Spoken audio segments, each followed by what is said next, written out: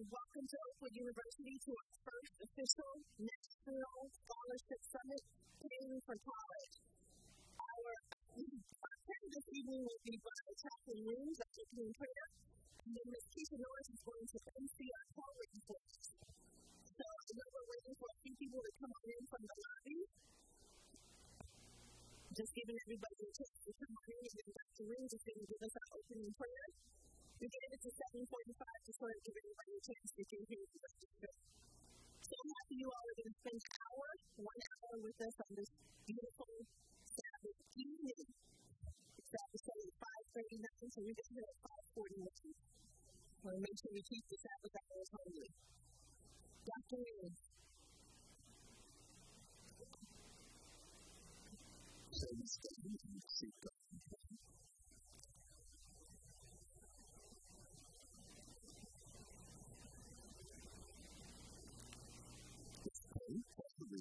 I'm grateful to you again for the spiritual lens that we've received today. And I know that we will transition to another meeting of kind of leaders here at the Spirit of God.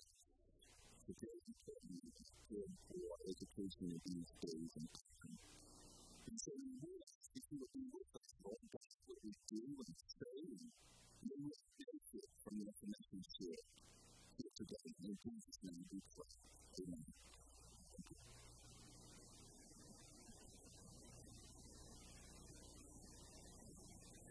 There's an old saying that everybody loves the mystery. This one's like a dream. It confuses you, and sometimes it doesn't scare you. Well, we're in for solving mysteries tonight. What is a fast? It's a terrible sounding word. I'm not saying something like that. And then there's the student aid person. There's the SAR. Do you know your SAR? Or how about your ESC? Well, tonight all those mysteries are coming to you that need to be solved. You know what those things mean, and you can take advantage of what's there and what is known so that you can pay for that. And there's one mystery that's really plain and clear, and that's the president of Oakwood University. He is no mystery man. He is Dr. Leslie Power.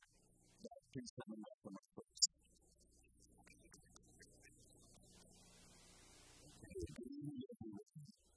Welcome to Oakwood University. Some of us have a number of programs to attend this evening. As you can see, you guys for the past few days.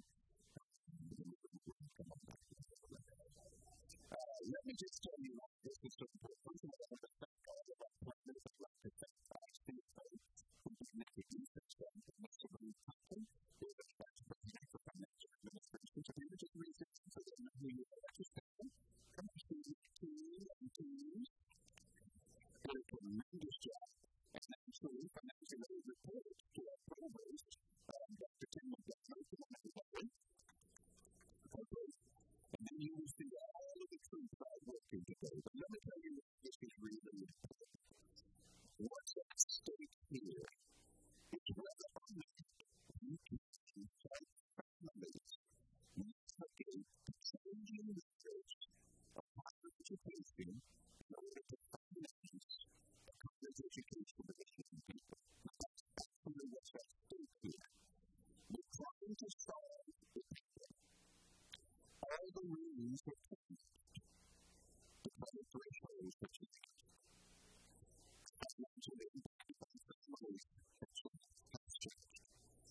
The economy has had a period of the world changing. The U.S. Department of Education is trying to figure out how to hold institutions more accountable for the impact of their education processes.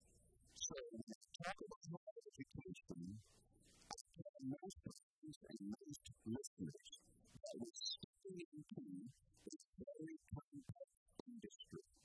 Extremely complex. And it's an industry that in many ways is very stable. Because businesses come and go. Have you noticed that colleges and universities have been around since the Middle Ages? Have you noticed that? So there's something about them that's very, very stable. But on the other hand, the business environment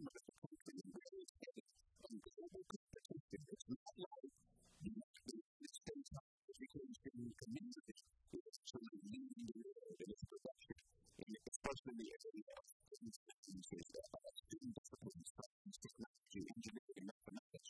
And so in this global competition, the Obama administration has taken great strides to try to advance the industry, to hold it accountable.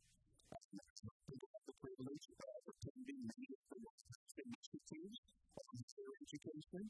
The Obama administration is serious outcomes actually matter with this Department of Education. Do you think some of those need to be more thoroughly considered? So the whole defining about this, about default decreasing, about decreasing default rates within institutions, all of these things actually matter. People actually matter.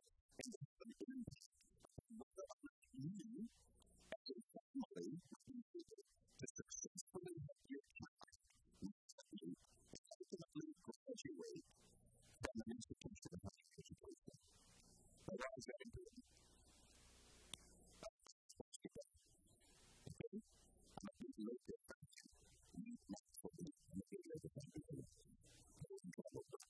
That's fine. Here's what it said. Here's an analogy. I'm going to say something like this, but I don't do credit. Maybe you say it, but I don't think it's something that's like that. If you start your education at 8th grade, that's what I'm trying to make a basket from 4th grade. That makes sense? And if you were like, you're trying to actually save the basket from 4th grade.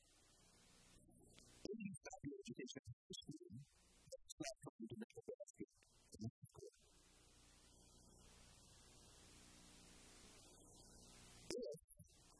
If you start your education after you finish college, that's not trying to make a basket from 3rd grade. If you decide to get a master's degree, now you're trying to make a basket from 3rd grade. And when you talk to your child into getting a terminal degree, that's not going to do that.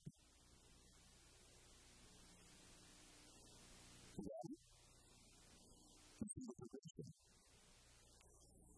So as a community, as a community in England, and as a particular ethnic community, we certainly do not fully respect the education of our young people to others, because if we do, we're setting them up for the most difficult thing possible, making that basket from a factor in front of us. What we need is information. Instead, an informed mind is easy to read and impossible to ensure. And what you need is the information. And you receive it in the Oakwood University community, where we actually have what we consider a famous, clean, and clean listening community, an elementary, an academy, a high school, and a university, and all the representatives of who come out. It's important that we attack the challenge of funding education. It's important that we attack it. So I'm not going to be the medical organization. That's what we're going to be doing. I'm expecting that this will be a historic meeting. That this meeting will provide us with skills, attitudes, and abilities that we may not have had before we came to the next meeting. And most importantly, it's going to provide us knowledge, because all of us as educators know knowledge is power. There's a high price to be paid for ignorance. Knowledge is power. It's a great price in tonight. We hope to make you rich from Ontario tonight. We will be rich in knowledge tonight. We want to see and welcome to Oakwood University.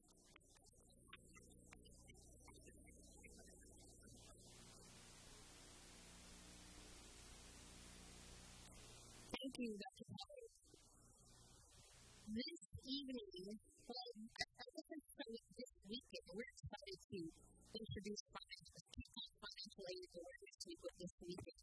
And tonight in particular, we asked you all to come here. We've got some people, and some of you have started running the tables that we've already.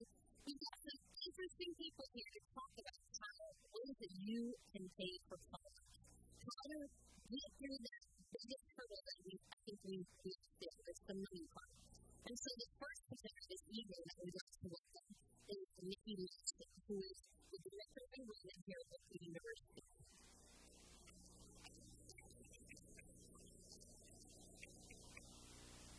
Welcome. I bring you greetings from the Office of Enrollment Management.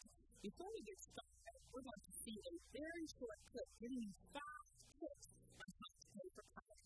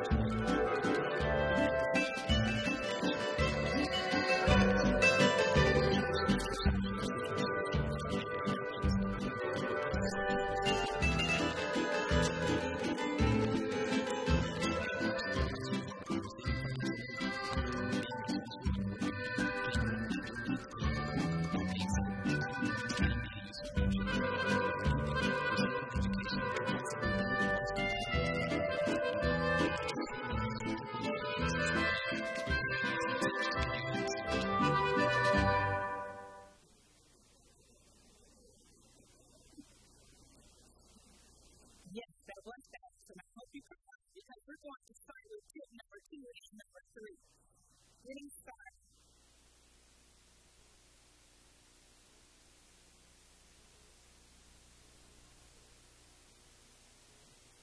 All right. Now, in tip number 2, it talks about making good grades. It's very important while you're still in school to make good grades. Why? Because making good grades can help you gain more money in scholarships.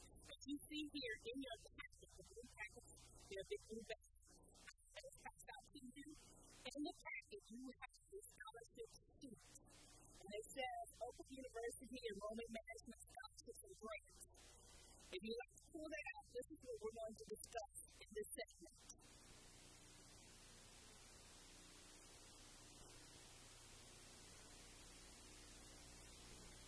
Now, as you can see here, these are for our first-time freshmen. With the first-time freshmen, they can earn a Premier Scholarship, a Prestige Scholarship, or Achievement Academic Scholarship, or an incentive grant.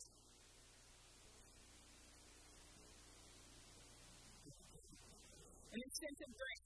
Now, with that first slide, in this first slide, basically I would like to break that down for you.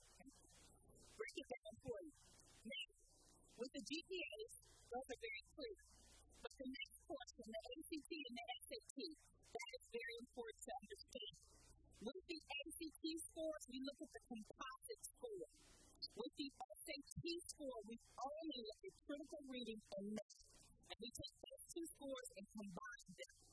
Only critical reading and math for the SAT and the composite score for the ACT. Now, based on these grades, you see the breakdown per year. And they're broken down for 4 consecutive years. Unless you are in a special program like a dual program with the engineering program, that's 3 consecutive years. But other than that, we list them in 4 consecutive years, and the sum, as you see, 40,000, 24,000, that's the sum of 4 consecutive years. Okay? General Education Diploma, your GED. If you earn a GED, you once again can also qualify for these scholarships. And these are the breakdown with the scholarships, the GED scores, and the ACT and SAT. And the same rule applies as far as with the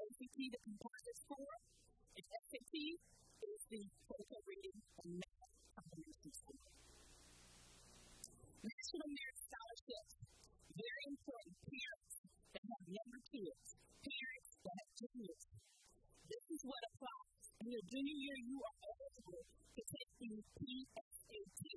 And this is how you earn national merit and the breakdown of the scholarships. And that's the only time you can take PSATs in May.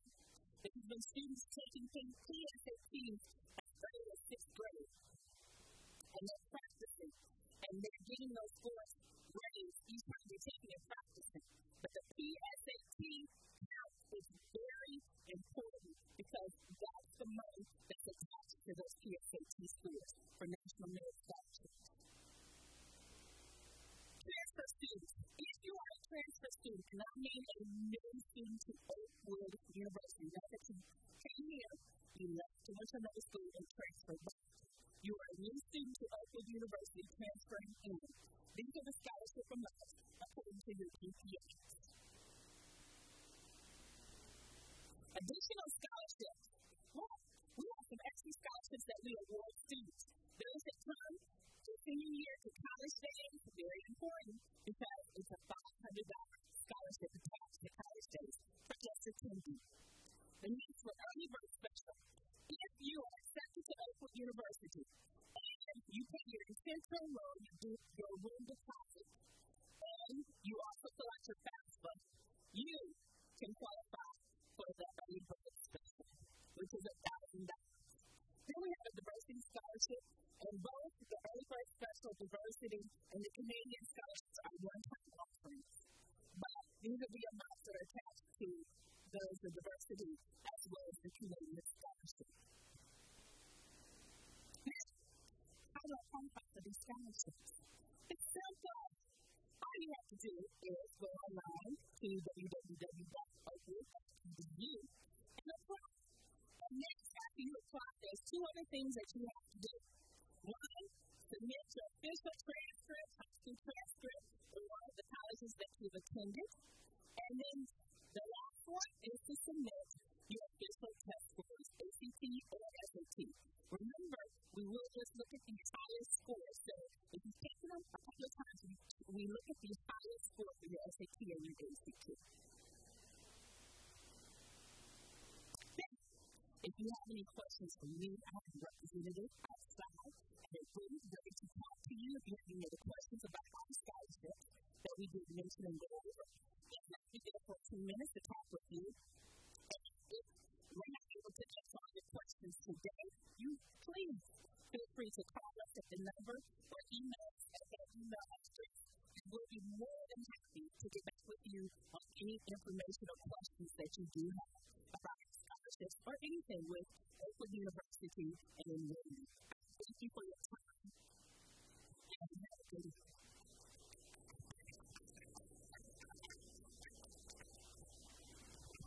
Thank you, Nikki. I was looking at that and I thought, man, I wouldn't have to put any lessons like that aside. And all of the things you just said. So if you're first time, if you're looking to come to college, you're first time freshman, you're second grade, you need to start thinking about this. This is important stuff to think for college. Our next presenter is from the financial aid department here at Oakwood University. Let's talk about it.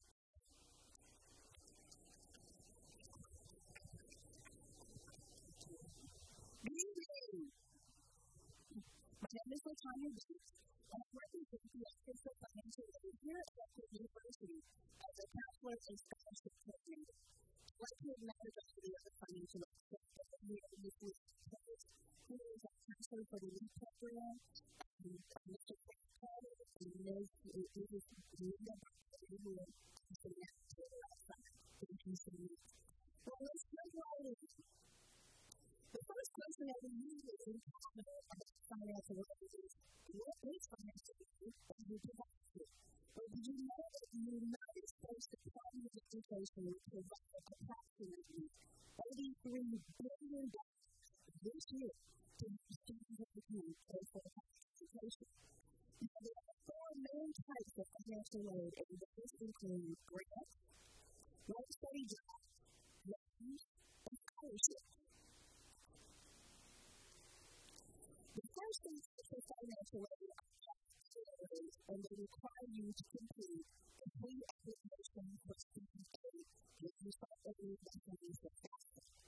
Now, these can be completed in the United States Department of Education's website www.fastback.com. And you can begin applying for the scholarship only as January. Now, if you want to use federal aid every year, you don't have to do this process every single year. Okay? Now, we also have a group that is focusing on that. You see some more information if you want to know how to apply for it. Okay, now, although the government does provide many types of grants, there are two main grants that we're going to look at. The first one is the government pay grant. This is a means grant, which means that you must fall within a certain income range to be awarded. It can be awarded up to $2,780. This is the current funding for 2014 and 2015, and this amount will vary depending on the government funding. It is awarded to full-time students, and students that are not full-time can actually receive the grant that they may be a restricted person. In order to be eligible, you have to complete the first step, and you do not have to pass this step. The second grant is the Federal Supplemental Education Opportunity Grant. We call it SUG. This grant is awarded to students that qualify for it, but you have to complete the FAFSA review. It's on a first-come, first-served basis, so completing a FAFSA early is a must. And this one does not have to be discussed. Okay, now as I mentioned earlier, the Department of Education does provide many types of grants for different types of students. The teach grant is provided for students who are interested in serving as a teacher or remote in teaching teachers. And we have some more information on those grants.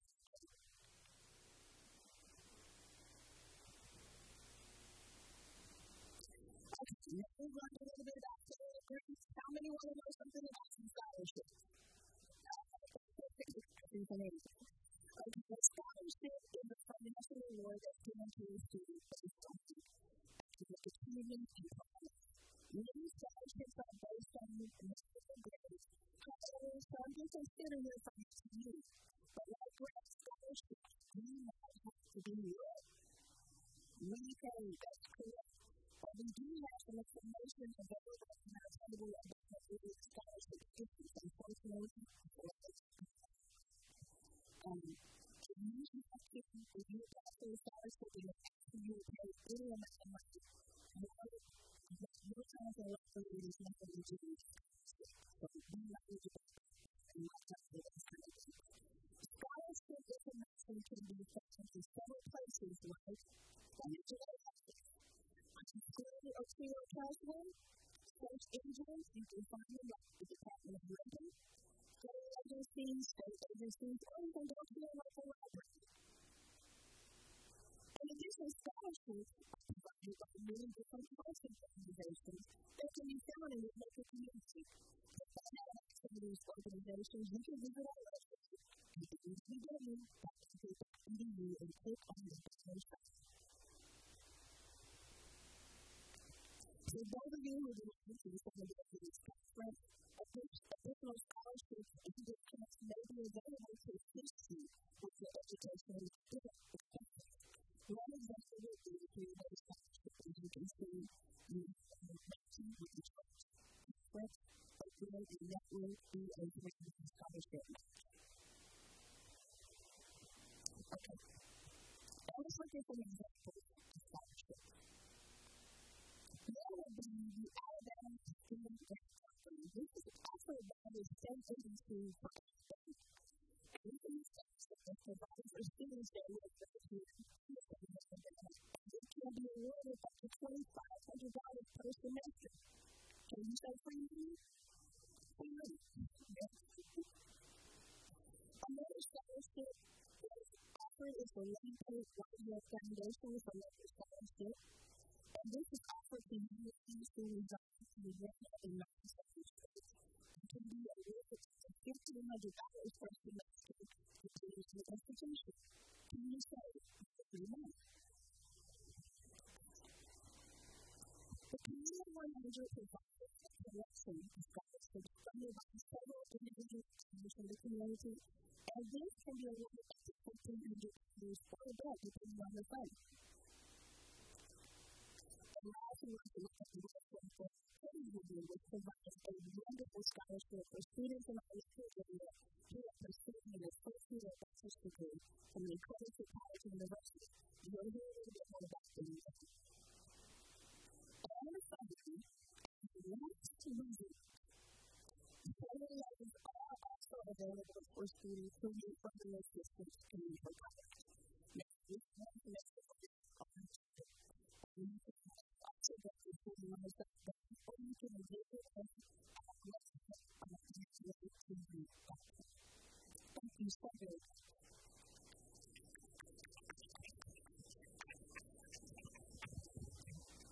Thank you. So I know you're getting a lot of information. You're probably generating a lot of questions. I'm sure you're just scribbling away on those notepads that you have. We do want to tell you that we do have another option. If you have questions that you'd like to be answered today and tomorrow, please tweet your questions at Oakwood U. That is our address. Our Twitter address. Oakwood U. And or you can use the hashtag Plan for College and we will answer your questions.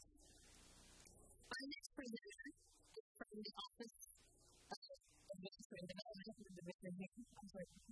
He works in the seeing the figures is going to talk about another option of scholarships that are available here at Oakwood University. Thank you, Keisha. Good evening, everyone. I'm going to be talking to you about academic work tonight. Academic work is Oakwood University's scholarship. And the scholarships that are listed at academic work are provided by friends at Oakwood University. I would just want to say that we're very thankful and grateful to the generosity of our donors for giving back to Oakwood and more specifically to students with money. Because the eligibility for the scholarships is based on donor selected criteria. And what this means is the donors have specifically selected requirements that they want students to meet in order to apply for their scholarships. Scholarships are pre-awarded prior to the upcoming semester. So in the fall, we award a semester, we award scholarships for the spring. In the spring, we award scholarships for the fall. You can access academic work through financial aid from the university's homepage, or you can go directly to academic work by using the web address. And that's www.oakwood.academicworks.com. Okay, so what do you need to know about applying for scholarships in academic work? The first thing, and this is very important, you're going to use your Oakwood email address. That is the way in which we communicate with you. Anything you need to know about academic work. Once you sign up for academic work, you want to complete the general scholarship. This is also very important because until you complete the general scholarship, you're not able to apply for the scholarships that are listed in academic work. Once you've done these two things, you can apply for scholarships. You need to keep in mind that all the scholarships on academic work have a discount. You usually leave a quarter for about a month, so you have plenty of time to go to academic work, get the scholarship is submitted. Once the scholarship closes, it's going to be very important for you to accept academic work frequently to see if you've been awarded a scholarship. And you can do this in one or two ways. You can either go directly to the website, see if you have a message there, let you know you've been awarded a scholarship, or you can wait to check your Oakwood email address. Your Oakwood email address is very important because you'll receive notification that way to let you know that you received a scholarship. After you've applied for the scholarship, the advancement committee meets and we award scholarships, and we let you know whether or not you've been awarded a scholarship. You need to accept the scholarship. You actually have to go and physically accept the scholarship. We're waiting to hear from you at this point to let us know that you are still interested in the scholarship. So once you do that, we want you to show appreciation to our donors for free money and uploading the free email. And this last step to ensure that the money that you've been awarded will be applied to your student account. Again, I really want to stress the importance of showing appreciation. When someone gives you something, you say thank you. And so we ask our students to write thank you letters to the donors. And after all this, academic work is pretty straightforward and easy, but if you have questions, we'll be happy to answer and assist you in any way we can in the Office of Advancement and Development. and this is academic work.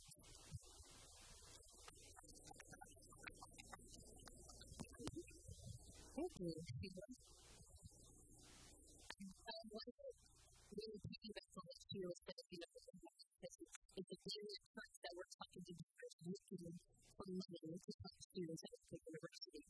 And you can, if you were just on the other end of the phone when you hear from one of the students talking in the system or wonderful reference, but we really appreciate your effective ability to help our students go to school. The next presenter we have is from our student accounts department, which is from Huntsville.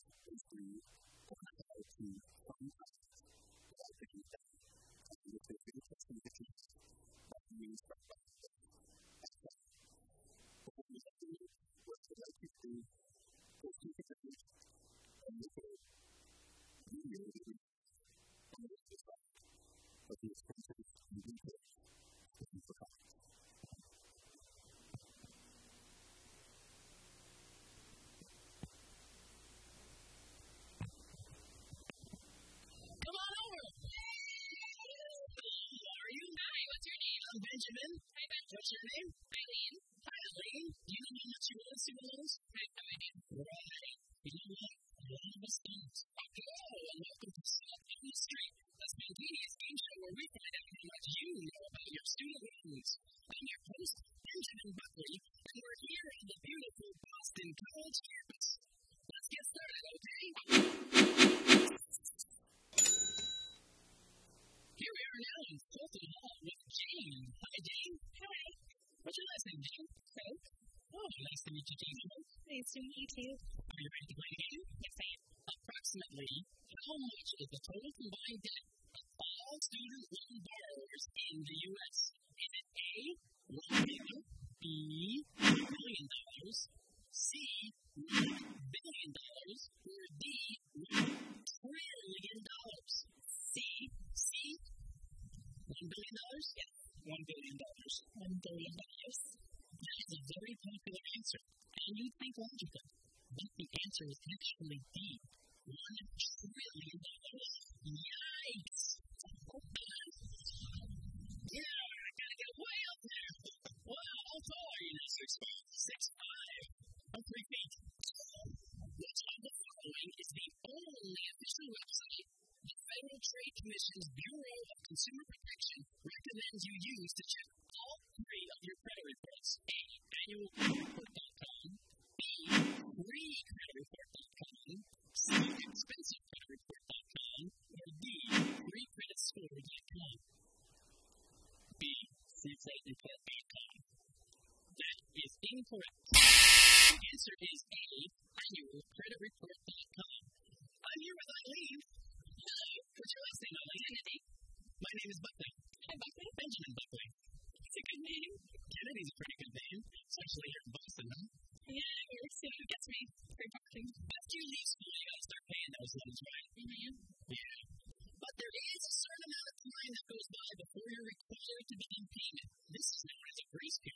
Jane, are you familiar with the grace period? Yes, I am. Do you know how long the grace period is on a Stafford loan? Is it A, 2.5 weeks, B, 6 months, C, 9 months, or D, 1 year? I want to say D, 1 year. I'm going to go with 6 months. 6 months. And the answer is correct. You are a college scholar, aren't you? You must have been 3 feet once. If you don't repay your student loans, they can go into default, which really messes up your credit. It can prevent you from getting a credit card, buying a house, buying a car, or even gaining employment. So you don't want that to happen, do it? No, not at all. So how late can you be on a payment before it goes into default? A, 7 days, B, 270 days, C, 165 days, or D, 4 school and 7 years? Is it C, 365 days? I hope it's not A. I think it's B. Your answer is B. That is correct. What is your major? I'm going to the counseling psychology program. Okay. I might need you later on in life. Yeah. I'm going to pick your brain. Once your student loans come due, do you know where to send the check? No. People don't be so There are reliable sources to find out who your loan holder is, and once I list them, they'll probably be familiar to you. So I'm going to list 3, but throw in one that can't help you. And you're going to tell me which one that is, okay?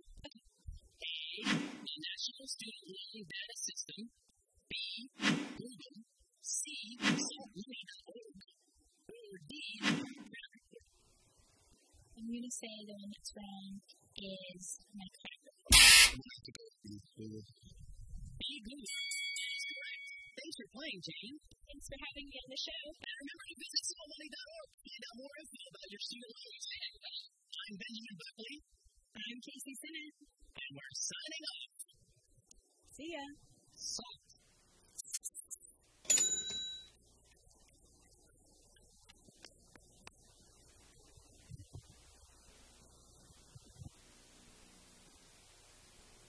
Thank you so much, Austin, for being this. We know we don't want to loans are last resort. We talked about that. But when we do have loans, we do need to be responsible and paying them back. And here are all the ways you can sign up for SALT, because this is the product we have available for students and alumni. Our next presenter this evening is Mr. Sam King. He is from the 100 Buck Mill.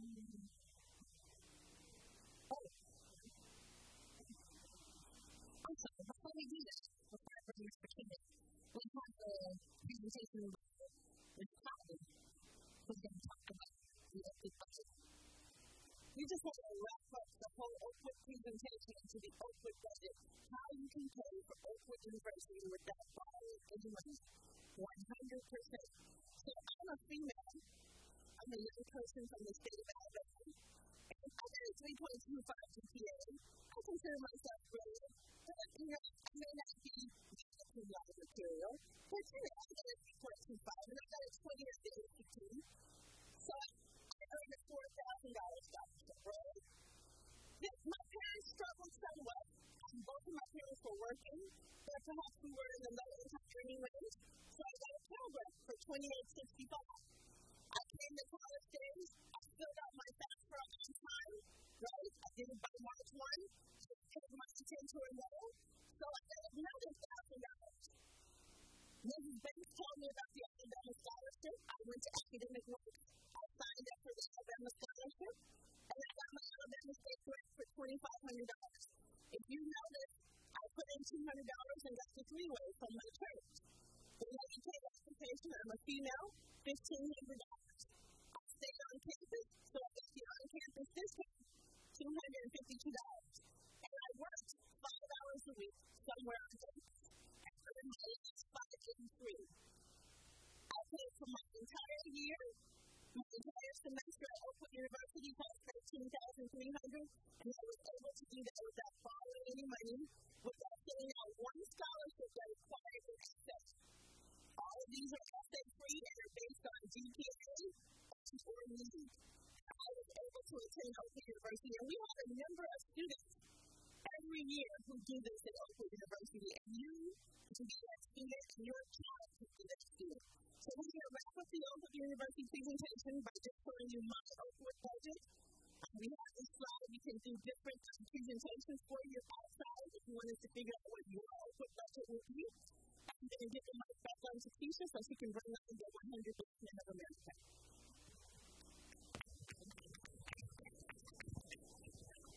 Wow, that was amazing. Thank you, Serena. So we did have a few other entities that we wanted to invite this evening to let you know a little bit about other scholarships that are available.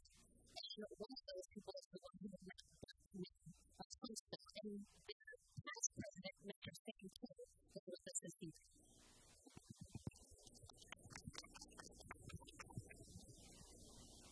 Thank you. To take this opportunity to, first of all, thank Dr. Carter for putting those and the young lady that needs to be invited to the one of the Black Men, Ms. King, said in the back.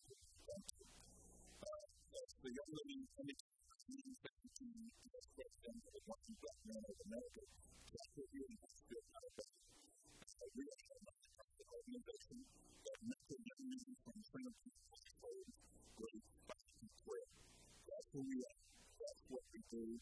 We've been doing it since December 1999, and we are here and we will continue to do it because if we don't do it, we don't do it now.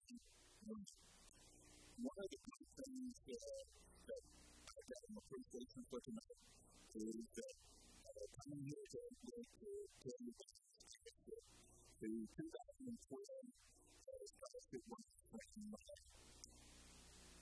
Oakwood Academy. I was in the scholarship in 2013 from Oakwood Academy in the audience tonight. So that means that we are encouraging people to go to school. So, in the Black Men of America, we offer a scholarship on a competitive basis. We offer 10 scholarships a year. The scholarships have been sent to nearly every kid in school in 50 areas of Huntsville, Alabama. Some years later, the union of Alabama that one for the state of Huntsville. The counselor that happened, all you need to do is ask. The union questions go back to every year. For the next 6 months, to make an application, to get it back, and then 15 applications every year. Oakwood, the 3 students submitted the scholarships last year. Last year, they were sitting at 1. The previous year, they were 2. So Oakwood Academy, we have to know the way that you can know it.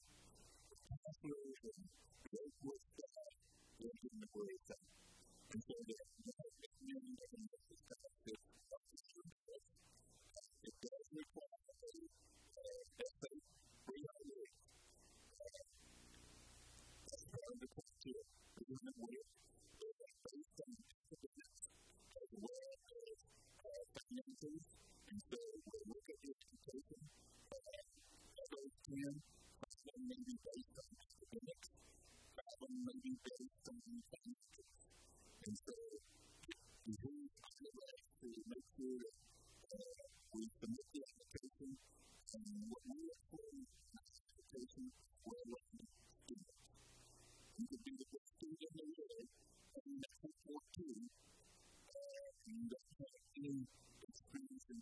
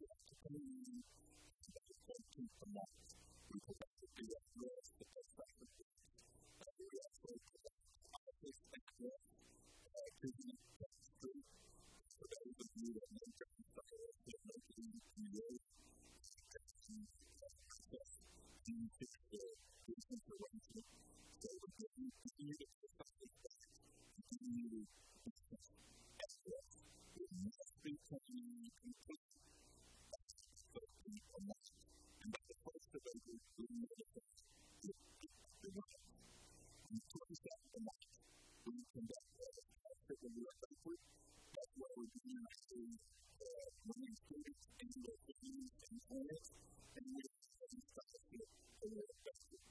We also go to your church, Christian, wherever you want to go, that scholarship presented to you in form of recognition, and you have to let us know that we come out here to Oakwood every year to one books to present that certificate of you. And we will do that. I have two gentlemen with me today that will be in the front of the meeting. That will be having Mr. Chris Eddington, who's at the front. Mr. Wilbur, who is right down in front of you. We'll be in the back of the table. We would answer any questions that you might have. The right thing to do is very short, to the point, and most five tips. The students in the things that we did, that took something back from the person, a place for scholarship, and my note, I work with me. My note is a place for all you can apply for, and it's also. The one thing that you are sure of is that you don't apply. You don't get free money, you don't get real money. Okay? So a place from all level and also. And don't let that service get in your way. You're looking for free money. You want to go to school. So if you're not free requirement, take half an hour. Let's say you can do it. So if you have application for scholarship, you can put the application into the 4 questions and get the answer. Okay? What do you want to do when you graduate from college? How does your education help you answer any question? I guarantee you there's only 4 questions. So do this. To get accepted. And for the next 15 or 20 applications you submit, you already got to get that page. That's what you got to do. Don't be afraid. You got to do the work. Okay? You got to do the work. And if you do the work, put that essay with the 300 words, 500 words, do the work, and then you have easy say on the application. It says a 4th district. And then my first thought was, when you raise the 10 kids, I have to remind you, that's not for you. You want to move forward having your parents doing stuff. Okay? They will do anything and everything in the world to make sure you get a good education. They'll do it. But just that, sit around and say, my son does it, and you can do it. You know, I tell my kids, I got to do it. I don't even know. So let's do it. So when it says that I have to do it, think about that from the parent's perspective. And I want to get to say that I want to talk from the full scholarship and a work study. You say, full scholarship and work study. Yeah, I have a work study place. And if you have full scholarship and I get to your school, so, you know, you take your test, man. I was working 2 hours a night in the study room doing credit for 8 years. You don't want to take that test. No way. I kept my full scholarship. I kept that student working for 4 years. It was the next 10 years. I put that money in my account twice a year. One of them was schools of life. It is not here. You got to be crazy. You got to do it. That's it. So we'll be in the back. Check for any questions that you have. 2.5 is the GPA. I don't care what you go to school. If you're one of the winners, we'll send them to you wherever you want to go. That's it. That's what the beautiful part that we have is that the winners to get what they need to do in order to get the money. All you have to do is finance the school, get the school ready, call us back, we do this something number, and we send them up. We will send them up. We just know, you can know, you are in fact in school, and there is somebody in the rest of the single fight. So this is thank you on behalf of the Washington University of America, and I wish that you the best.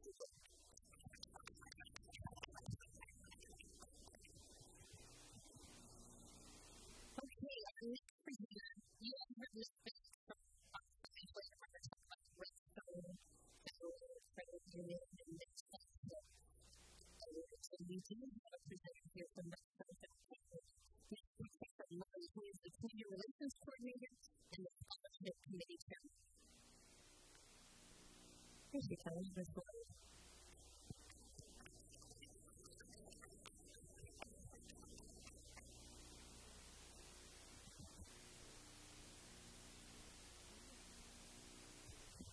Good evening, everyone.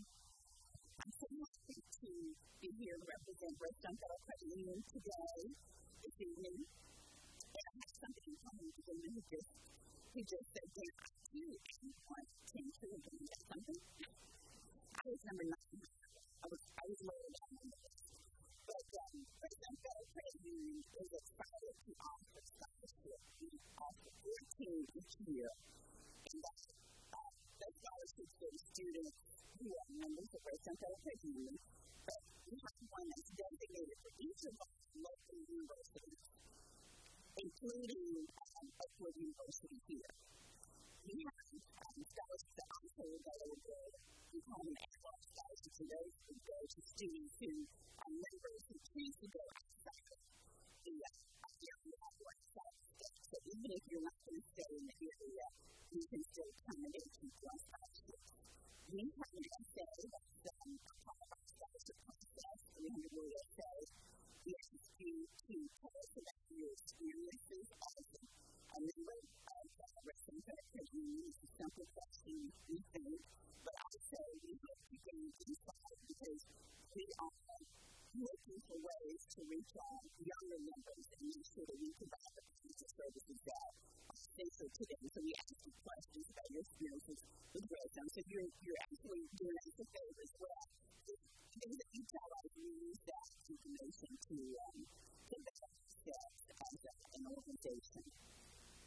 Our deadline is fast approaching. We started the opening process at the end of December. Our deadline is March 3rd. So please go online if you have not ready and look at the criteria. Just the application online, upload your essay. We don't ask for references at this point. We don't ask for a transcript. So you can actually complete your application probably 2 minutes, and then you take a look on your essay and send it to us. And we just encourage you, we actually in the process to tell us about your experiences over the last 4 years that you signify with our philosophy at Redstone, which is people helping people. How you've been able to do that through either work, extracurricular activities, your church activities, any of those things. And the requirements you give us for those, the answers you give us count toward the points that have your scholarship application. And I encourage you to complete that because I get so many good and then you have that information blank. And yes, it's an essay-driven scholarship because the essay counts more points, but we also look at your community service, your extracurricular activities. We also look at your GPA. So if you're not 4.0, you're not qualified. So it's not a merit-driven scholarship in that sense. So I encourage you to do that. Last year we had 450 applications total for all of our scholarships, and we have the banquet in June where we recognize our scholarship recipients as well as their families. And this year, for some reason, we're running a bit behind on Friday when I left the office. I think I had 3 applications from Oakwood, 1 from A&M, which I was really surprised by that. And so I was really excited to be coming out here to be able to say, please apply. When you apply for a specific university, you're only competing against other people who have also applied for that university. And the scholarship's going to go to somebody. So please don't disqualify yourself up front by not putting out the application and after doing so by not doing the work. Because there's a little bit of work. You want to be able to say that scholarships are going to people who will be able to use them, who will be able to go to college and do that. And so we want to see what you've already done, which is some indication of what you believe you will be doing in the future. So again, this sounds happy to be here. I'll be outside if you have any questions, and please call us and look at applications completely online. So as long as you get it done by midnight on March 3rd, you will get to go. Thank you.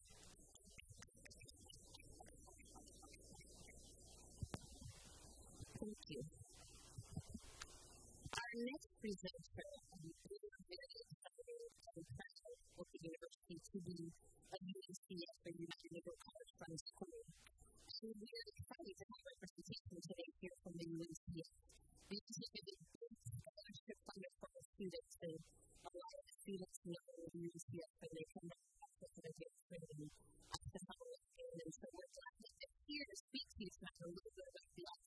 UNCF. The United Negro College Fund was the nation's largest and most effective minority education organization.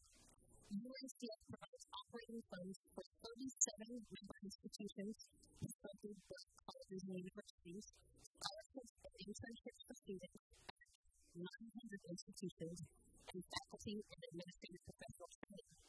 For more than 69 years, UNCF has raised more than $3.6 billion to help more than 400,000 students attend college and graduate from college. UNCF has distributed more funds to help minorities attend school than any institute outside of the U.S. government.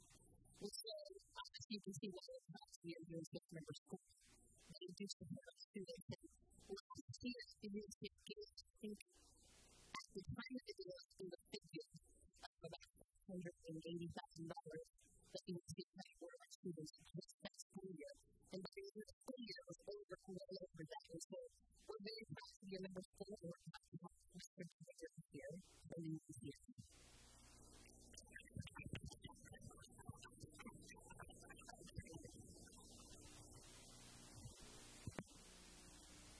Thank you for having me here this evening. Came down from Washington this morning. I want to thank Dr. Hunter for the extended invitation. Ms. Cotton, Provost. I want to thank all the folks at Oakwood University that I've worked with over the years. The time you've been through, I have talked to so often I can't quite remember.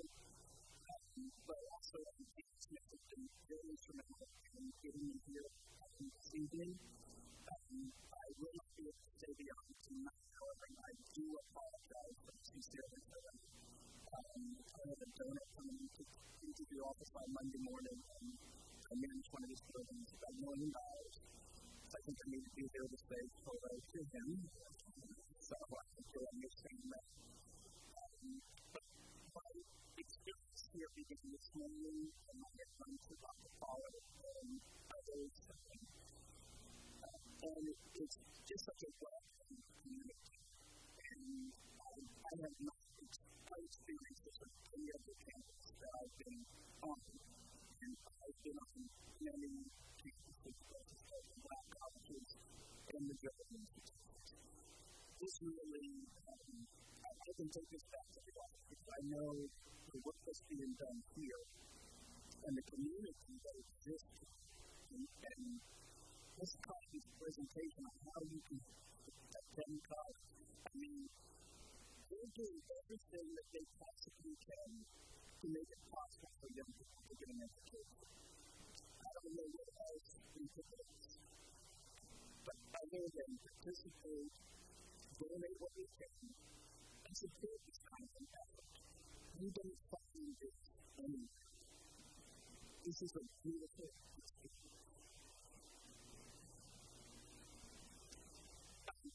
From begin in New Jersey, sort of went my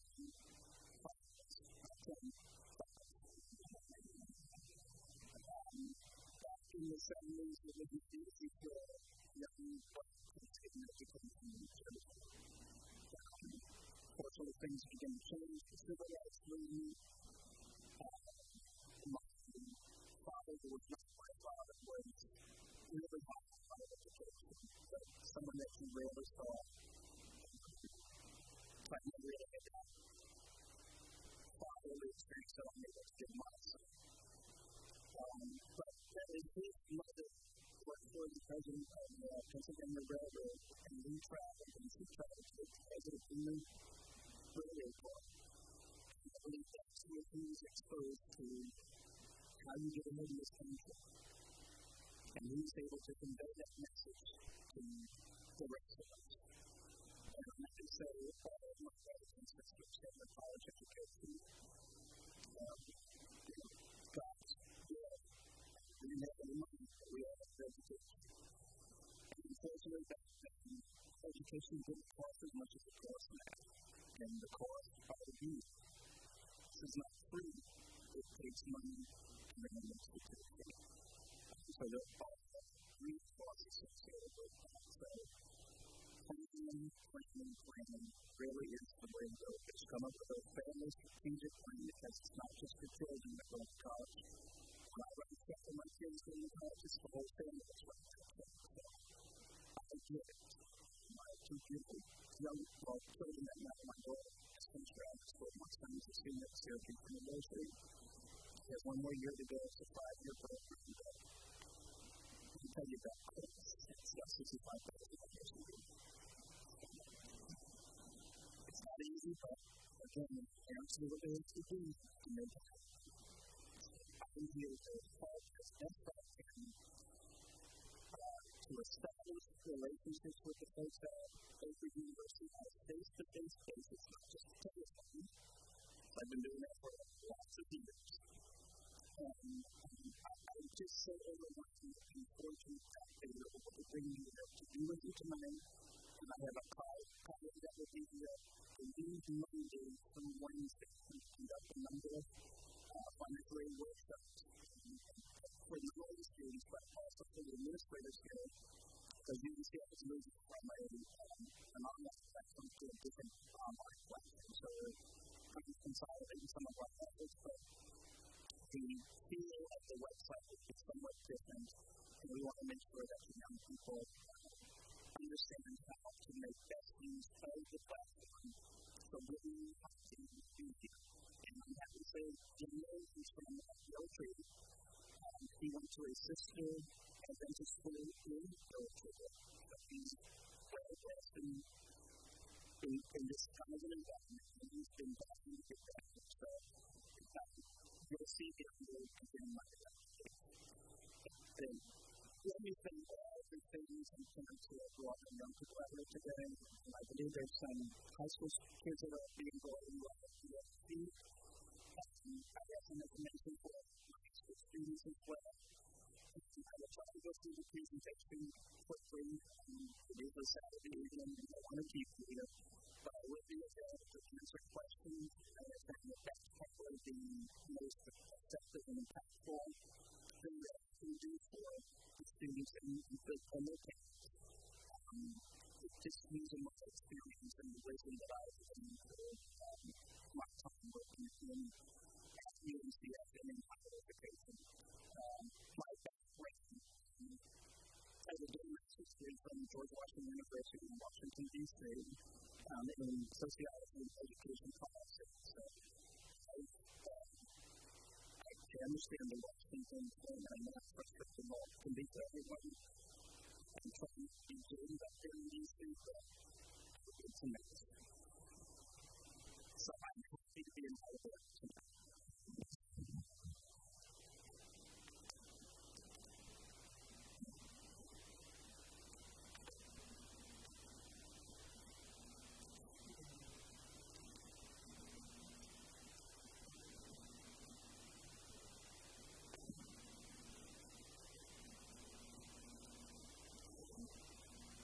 One thing I've learned is most families start the education process. That's true. Typically, everyone should start to engage in that in a more serious way, 6th and 7th grade, making sure your young people are taking the right classes, get on that college track.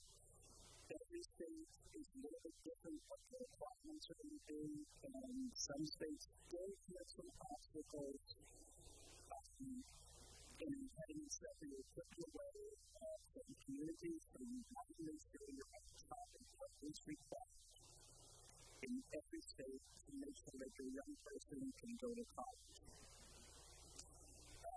What we have here is just kind of some basic information that you need to know, but the biggest thing is to make sure that you're working with your counselor in middle school and high school to make sure your young person is on track for college. And if that's the way you want to, there's other ways, but clearly they don't know what that means in the way that future comes to college. Really changes the lives of that kind of people. So make sure you start early. Start early. It's some kind of a plan, but work very closely with your counselors on campus. And this is just some of the types of things that we would suggest for young people in high school. And this information, we can print this out later, so if you want to get a copy of that, that's fine. This is just instructional. You can get more detailed information online from the U.S. Department of Education, or College Board, all this information is coming. So don't feel like you have to buy anything. It's all on you.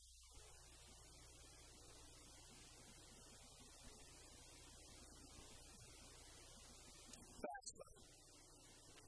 I don't know how many times young people do not complete the FAFSA.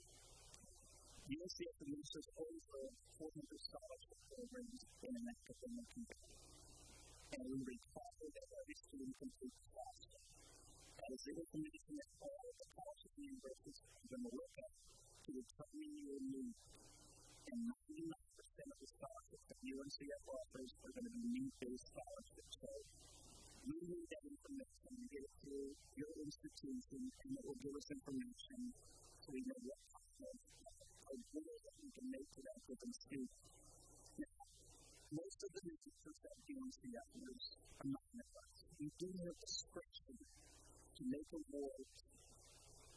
I can look at your name, but I still have discretion to make awards. Because sometimes the name will come back zero, but we know that's not the case. And if I see someone with an expected salary contribution, it's $80,000. No one is $80,000. There's some insinuating circumstances. But you have to complete that information so that we can take a look at it. And we can make sure that either the parent or the young person, if you're 18, you really need to be the one doing the work. But talk to one of us managers at UNCF, because everyone has a unique situation. And we will work with you to try to find the best way to help you do your scholarship. So don't feel that if you expect the family contribution comes back top, that there's not going to be opportunities for you. That is not necessarily so at all. But I would reach out, that's one big advice, reach out and establish a relationship with one of the managers at UNCF. Because even though we manage the corporate scholarship programs, all of them are not online. And there may be some scholarships that I'm aware of, or one of the other managers are aware of, that you won't be able to see. And with those scholarships, we can make some determinations as to whether or not your young person can get in the award. So make sure you call, establish a relationship, so we know who you are, know what your situation is, so that we can work with you. Now, I personally try to work with young people so that I can package them year after year to encourage them to stay in school. And I also try to find ways to package them the best way to meet their particular family situation. So again, we pay young people reach out, establish that relationship so we know what the situation is, so we can find the best way to help your family situation.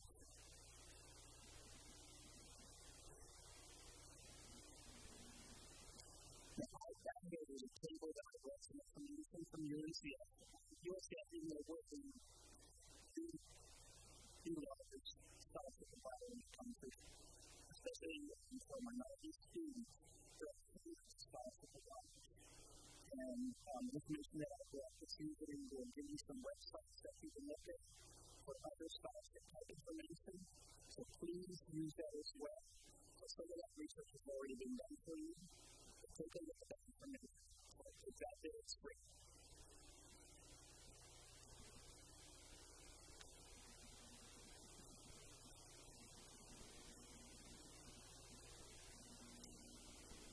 Now, dear Lord, what do you do that we opened up a number of websites for students and parents? Again, this is the UNCF website. You can go to this and then you would search for students and then scholarships. And that will show you a page of all those scholarships that are currently available for you to look at. And as you go through those scholarships, you will have an eligibility criteria for each of the scholarships. Take a look at that so you can figure out which ones you are actually eligible to apply for. I would suggest if you want to go to that site every 2 weeks, because the scholarships you see today will not be there probably in 2 weeks or a month. They will change. So there will be a new list that will go up. If you don't put all the questions at that one time, you really put them up. to do the Washington State. So, even if I take you today, I put up a new program, next week. Because the money comes in all the time. So you just never know who's going to give us money that we may be able to help to young people. So you have to go back to the website periodically. And I would suggest you do that every 2 weeks. Take you about 10 minutes, look through it, see the ones you can apply for, and then make sure you apply for them. On the first page of each scholarship, keeping the name of the name, so you want to drop that name there. That way you're not always calling David Redden and calling somebody else who might get college. Because I have a portfolio of about 30 programs, maybe more.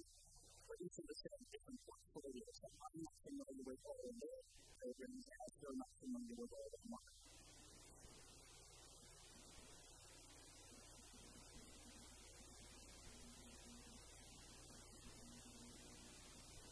This is important as well.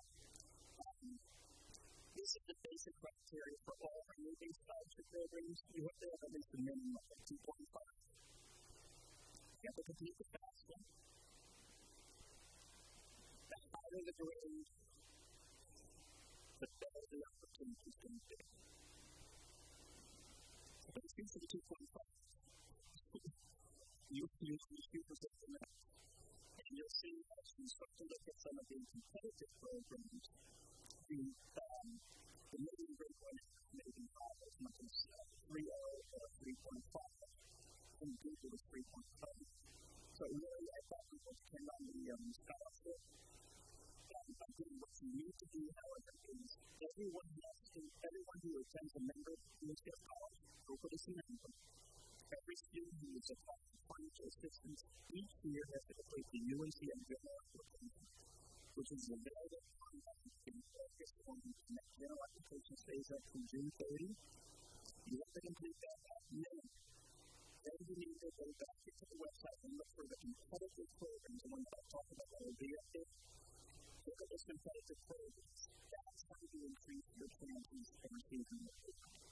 Simply completing the general application puts you in a pool of thousands of other students, and there are times when the mentors run reports to look for students with specific attributes that are then looking for. But it's a very passive way to try to get a scholarship. If you have to complete the general, I'm suggesting very strongly that you look at competitive programs as well.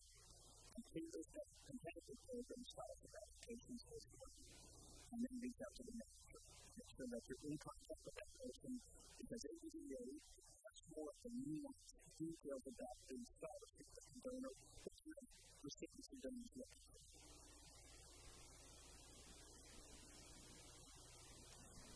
You must be able to make full time at UNCF member college or university. Now, our scholarships,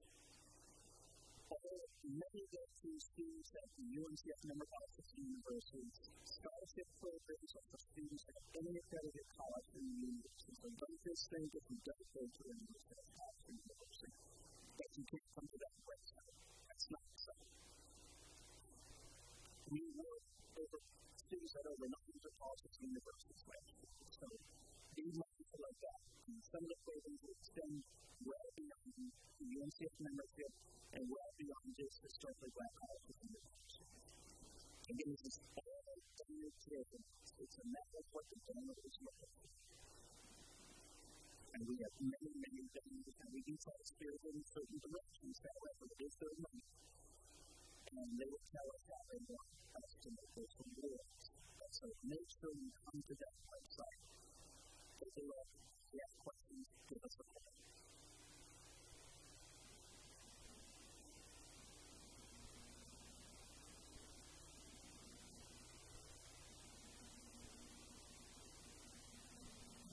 This is all pretty basic information that you understand.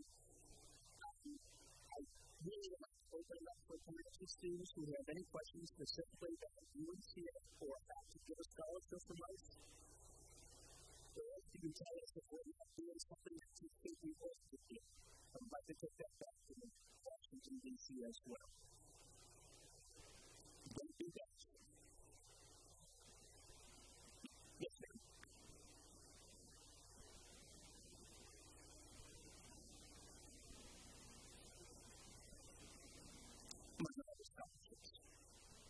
they're not. UNCF does not discriminate. With our mission, of course, many of the scholarship programs were for students who were historically black colleges and universities. And as we all know, these campuses now become very diverse as well. It's not just black students on the campus. I have some programs where white students are admitted at the black campuses. So in some of our schools in Florida, and some of the places that Hispanic populations are cropping up with Asians on campuses. So it's not just for black students at all. So don't think that makes sense. We do not discriminate. Donors rarely would restrict it that make it that stringent. Now they will say minority, but they won't say just black students.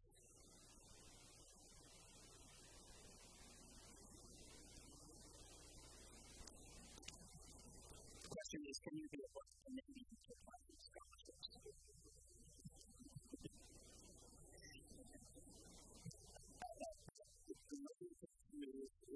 It's kind of genetic. I guess there's a Canadian, a strong Canadian connection.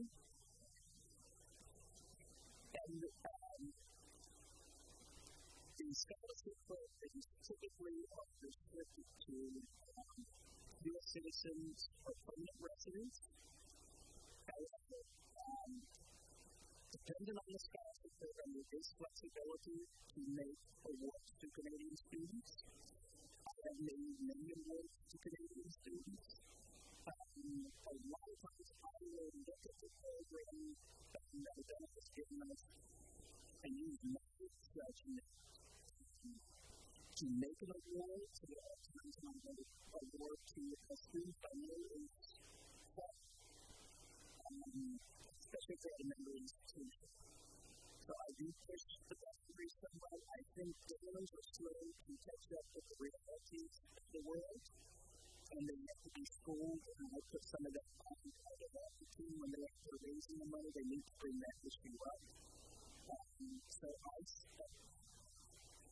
actually, and so some of the other means as well as stretch some of the eligibility criteria to help students. And I have many students from Canada. And again, we want to speak to students, everyone has a story. Everyone has a story, not just the Canadian students. The students from Alabama too.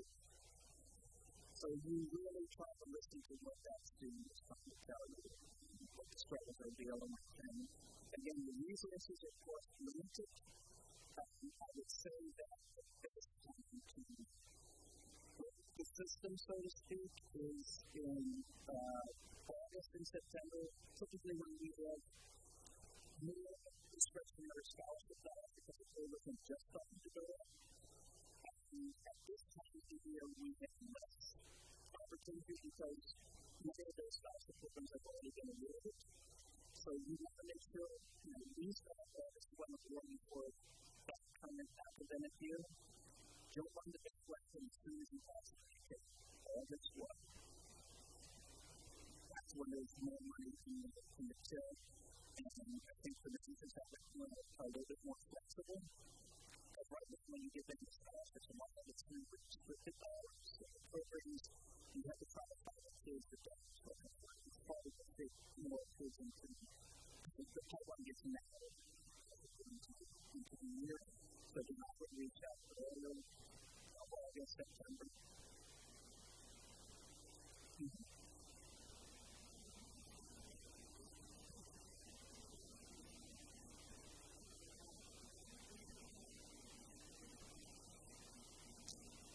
The scholarship dollars for graduate students are limited. There are some programs that often make awards for students who are in graduate school.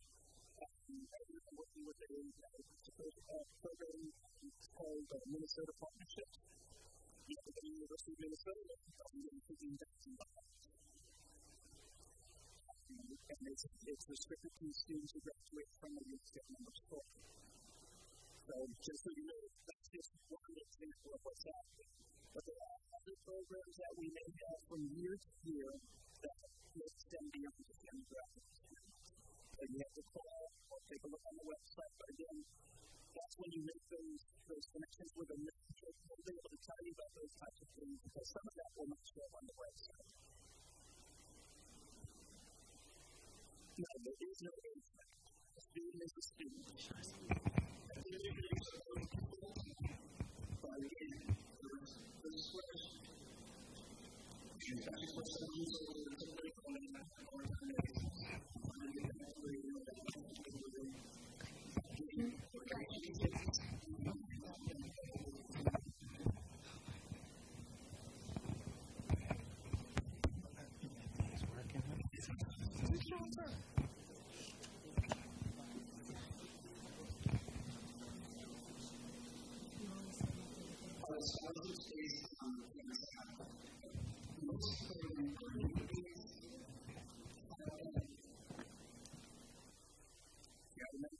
Chances are, if you're talking about financial assistance, there's always so much that needs to be out of the actual facts platform. We get information from the institution, so we get it from a third party, and then it's discretion. You take a look at the situation. We try to work with it. A family of four who's making less than $35,000. That's and then you have folks like me who are called paying claims. You can do incomes, maybe over $200,000, it doesn't mean you're rich. It does not mean that way. So there's discretion.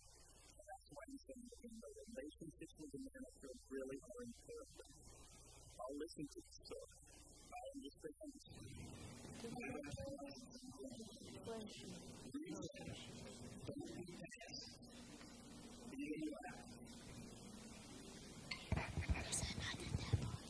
When it comes to the essay process, what exactly do you look for? Do you look for anything specific in the essay time? The difference from typically the same questions over and over. What are you going to do with the philosophy? How it's going to change you? What impact your community or your family?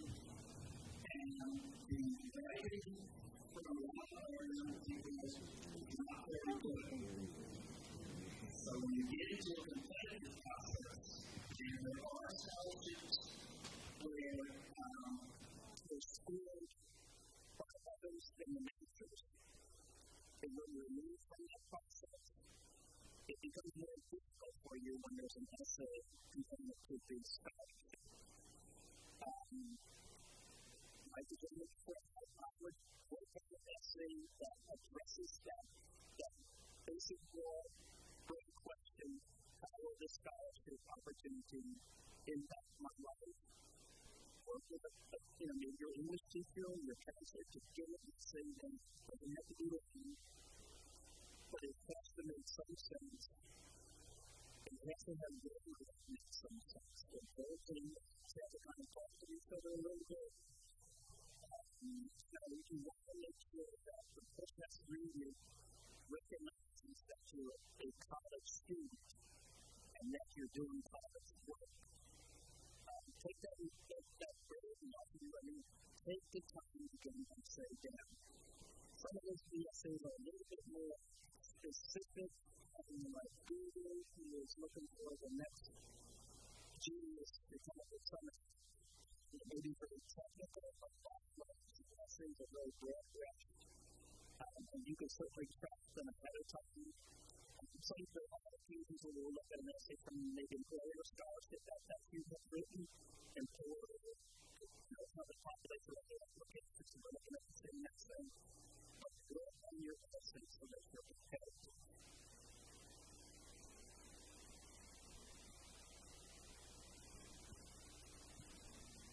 Anyone else want money?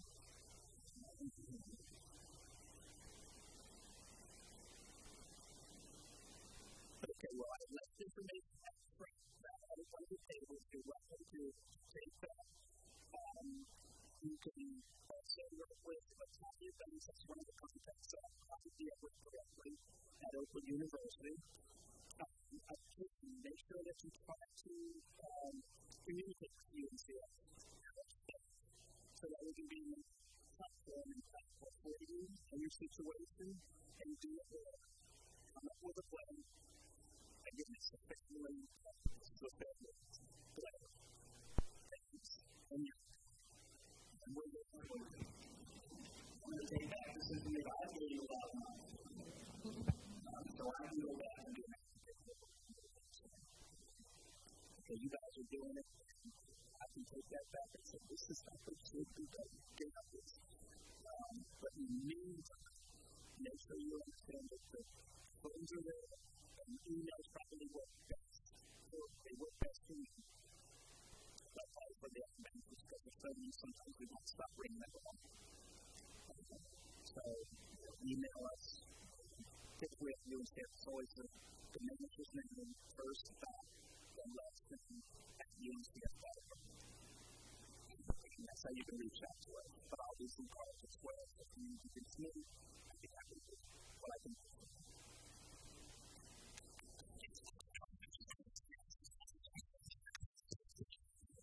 And there's a place that you just have to address those big numbers UNCF gets.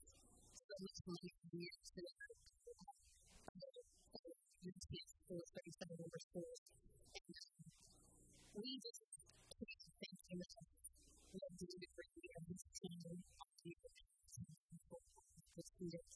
I know sometimes they just do you could sometimes that already being here and you're hearing from our students, you're hearing from other members, teachers, and students. Like I said, last year, over 700,000 bachelor's UNCF to Oakwood University students, plus Oakwood University students. And this is huge. And this means a lot to us because we're in the same business we work. We was the community we're going to be educated. And at the university, we say here to learn and to practice serve. And that's what it means. So Miss UNCF is here this evening. Monica Spencer. And we need to give David to take back to the office a plaque from us here at Oakwood University. And it says, this award is presented to the United Negro College Fund and appreciation for your gracious and generous support to Oakwood University students. And thank you so much. Thank you. And David knows he's part of the Oakwood family. That's what we do. You're here, you're part of the family, David.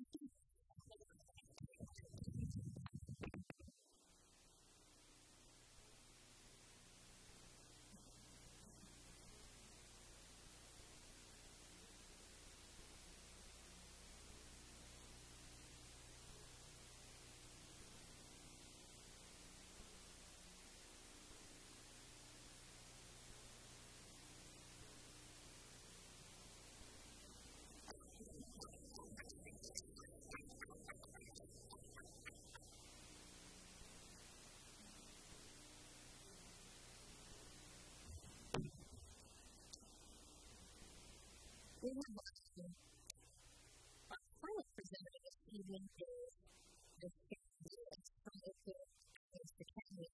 And she'll be talking a little bit about the Alabama scholarship this evening.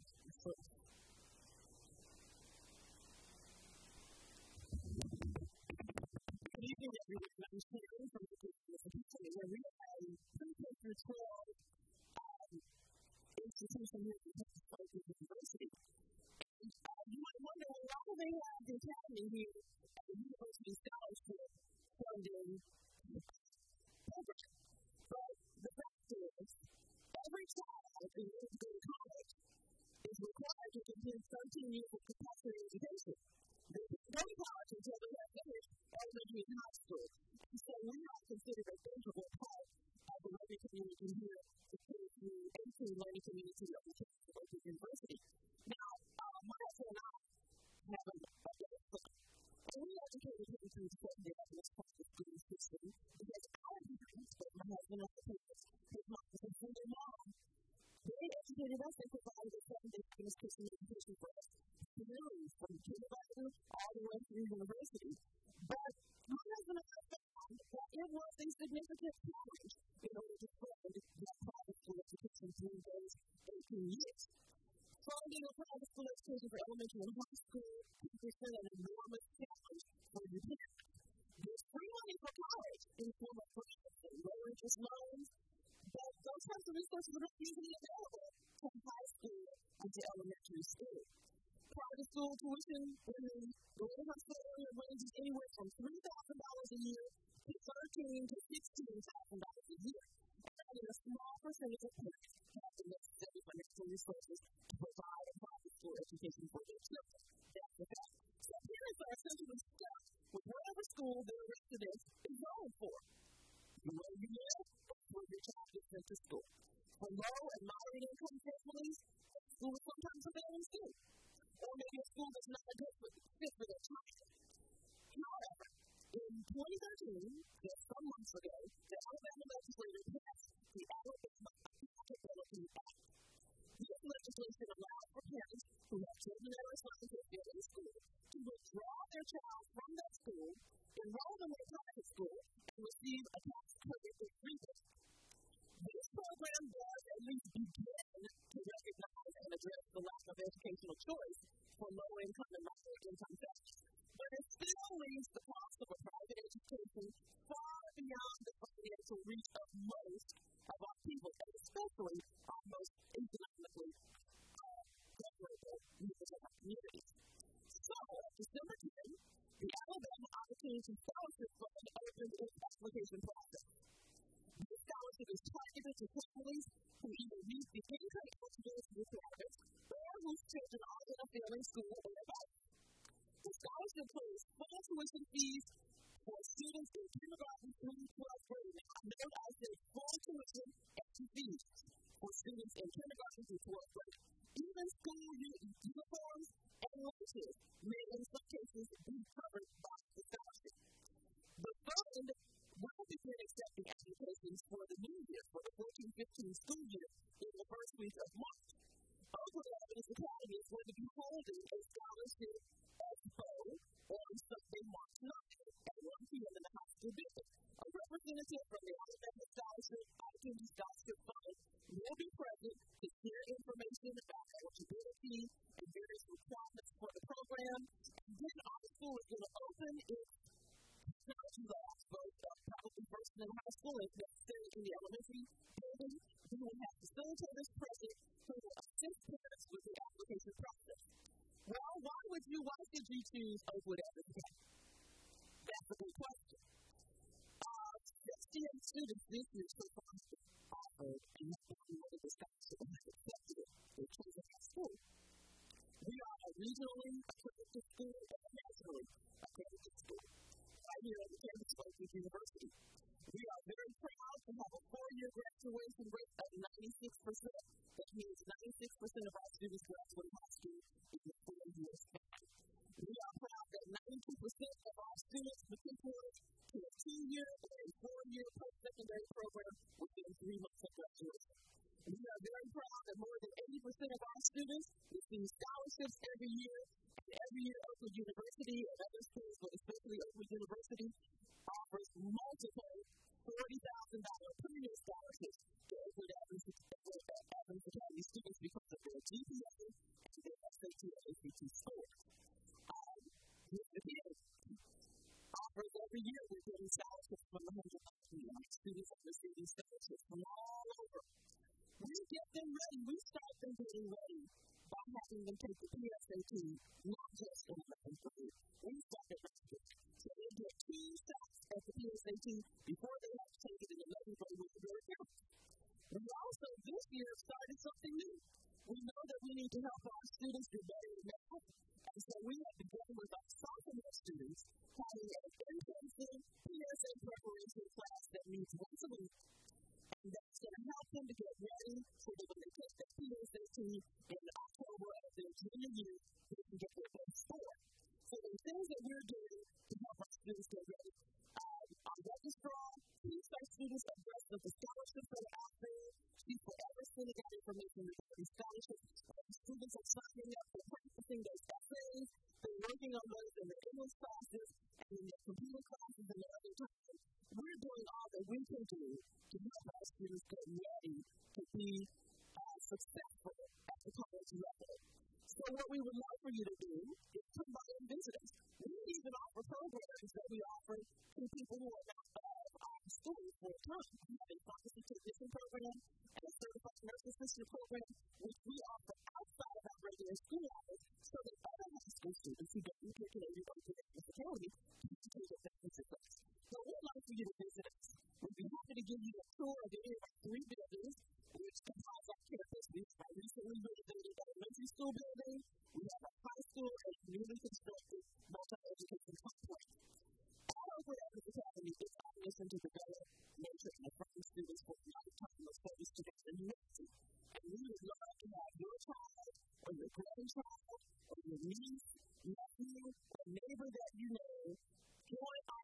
determine what Oakwood has to pay, and it not just be that the applicant and the scholarship fund is a way for that to happen.